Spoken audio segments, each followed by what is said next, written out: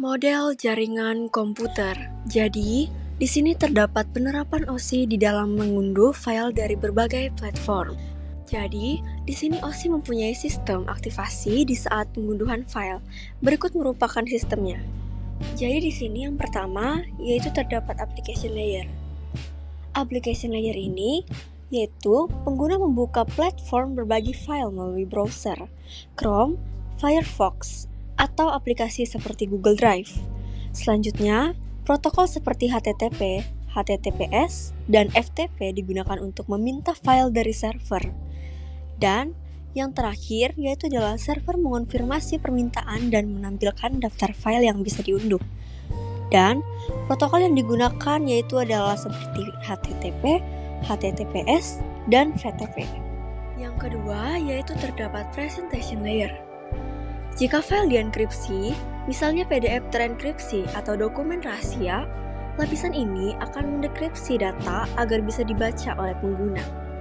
Dan jika file di dalam format terkompresi, zip, atau RAR, lapisan ini mengelola proses kompresi dan dekompresi data. Dan protokol yang digunakan yaitu adalah SSL atau TLS untuk ekskripsi HTTPS. Dan yang ketiga, terdapat session layer. Session layer ini mengelola sesi komunikasi antara perangkat pengguna dan server. Jika pengguna login ke akun mereka sebelum mengunduh, lapisan ini akan memastikan sesi tetap aktif selama proses pengunduhan berlangsung. Protokol yang digunakan yaitu NetBIOS, RPC, SOL, dan SOCKS. Dan yang keempat yaitu adalah transport layer. Di sini, data file dapat dipecah menjadi paket-paket kecil untuk dikirim melalui jaringan.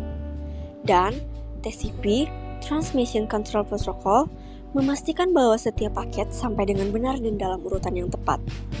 Dan jika ada paket yang hilang ataupun rusak, TCP meminta pengiriman ulang. Dan protokol yang digunakan yaitu seperti TCP dan UDP. Yang kelima terdapat network layer. Setiap paket data akan diberi sebuah alamat IP tujuan agar dapat bisa dikirim ke komputer pengguna. Dan router dapat menentukan jalur terbaik untuk mengirimi data dari server ke perangkat pengguna. Dan protokol yang digunakan seperti IP, Internet Protocol, ICMP, dan ARP. Yang keenam, ada data link layer. Paket data dikirim melalui perangkat jaringan seperti switch dan router. Dan data diperiksa menggunakan match address untuk memastikan hanya perangkat tujuan yang menerima paket data. Contoh protokol yang digunakan seperti Ethernet, Wi-Fi 802.11, PPP. Dan yang terakhir yaitu adalah physical layer. Di bagian ini, data dapat dikirim di dalam bentuk sinyal listrik, yaitu Ethernet, gelombang radio, Wi-Fi, atau cahaya fiber optik melalui kabel atau jaringan nirkabel.